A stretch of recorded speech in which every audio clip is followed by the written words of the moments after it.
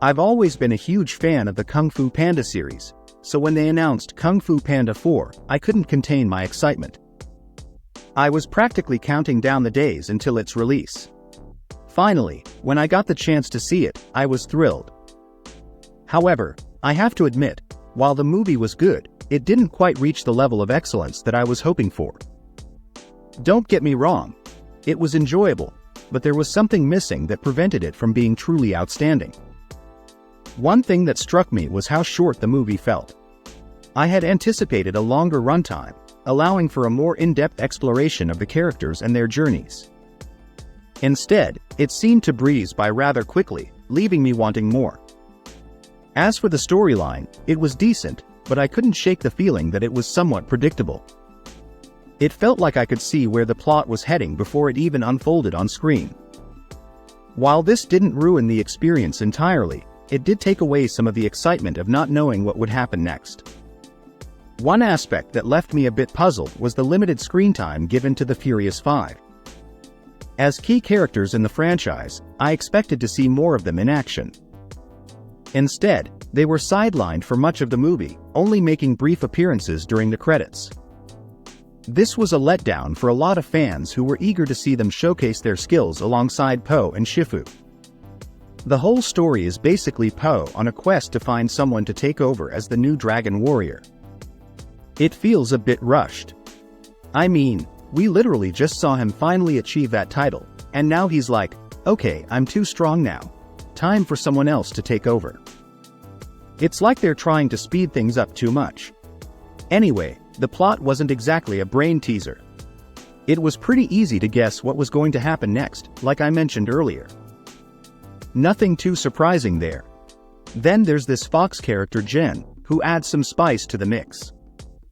Some people aren't too fond of her voice actress because she's in a ton of movies, and some say her voice gets annoying after a while. Personally, I thought Jen's character was alright. She had a cool personality, but it was pretty obvious she was going to double-cross Po at some point. Jen's role in the movie is basically to help Po track down this chameleon lady who's wreaking havoc by swapping bodies with people. Their paths cross when Jen's caught red-handed stealing at the Jade Palace, and Po swoops in and arrests her. Then, they reluctantly team up to find the chameleon. It's actually a pretty entertaining journey, full of laughs and unexpected twists. But I gotta say, there were some fights thrown in that felt totally unnecessary. Like, why did we need to see Po duking it out with random characters? It kinda felt like filler. Besides the main storyline, there's this little side plot where Po's two dads start freaking out, thinking he's in some kind of danger. They embark on this hilarious journey to find him, and honestly, their scenes are comedy gold. Hold on! Hold me, please! It's all for nothing! Please, no! I'm too young! How was that for acting, Brett? But let's be real here, as much as they love Po, they're not exactly martial arts masters. Watching them try to navigate their way through danger is both endearing and comedic relief for the audience. Now, on to the main event. When they finally catch up to the chameleon, Jen, who turns out to be in cahoots with the chameleon. Yeah, not predictable at all. And speaking of the chameleon, let's talk about her. She's supposed to be the big bad villain of the movie, but honestly, she falls a bit flat. I was expecting someone more menacing. Instead, she's just this sorcerer who wants to prove herself as a kung fu master despite her small size. Her backstory is pretty shallow, to be honest. Instead of putting in the hard work like everyone else, she takes the easy way out by stealing other people's abilities through body swapping. It's kind of a cop-out, really. What's even funnier is that Po could have taken her down right from the get-go with that staff of his. I mean, he had her beat, but of course, the plot had to keep things interesting. So, instead of ending things right then and there, Po lets the situation drag on for the sake of the story. The only real villain move she pulled in the movie was shoving two guys down the stairs. Anyway, her whole plan revolves around nabbing Po's staff so she can access the spirit realm and steal all the powers of the Kung Fu masters. But here's the kicker. Remember Tai Lung, the big bad from the first movie? Yeah, a lot of people were expecting him to make a grand return, maybe even have a showdown with Poe. But nope, didn't happen like that at all. Instead of some epic battle or a redemption arc, he just gets a brief cameo and then gets his powers swiped by the chameleon.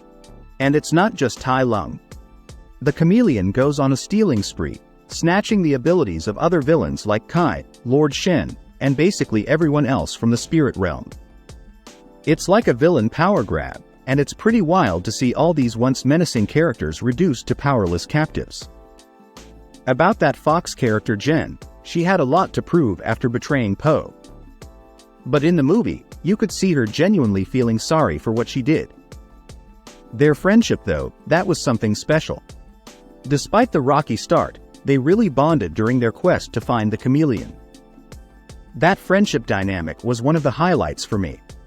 Now, on to the big showdown with the chameleon. I gotta say, it was a major letdown. I was expecting this epic battle, but instead, it was over way too quickly. Even after stealing the powers of every kung fu master in the spirit realm, the chameleon couldn't take down Poe. In fact, Jen ended up doing most of the heavy lifting. It was pretty obvious that Poe could have taken her out himself, but he decided to let Jen take the spotlight. Then, out of nowhere, Poe finally used the staff to defeat her. With one swift strike, he takes down the chameleon. It's like, why didn't he do that sooner? But hey, I guess it added to the suspense. After all that chaos, the stolen powers and whatnot, everything ends up back where it started. The villains get their abilities back, and they all return to the spirit realm. It was kinda strange seeing them all bow down to Poe out of respect, considering they barely had any dialogue. Kai and Lord Shen were just kinda there, not really doing much besides making a brief appearance. So yeah, that's pretty much how it all went down. They all head back to the spirit realm, bringing the chameleon along for the ride. And that's pretty much the end of her villainy, I guess. Oh, and get this, Jen ends up becoming the new dragon warrior by the end of the movie. Poe puts his trust in her, and we even catch a glimpse of her training with the Furious Five during the end credits. It's actually the only time we see them in the whole movie.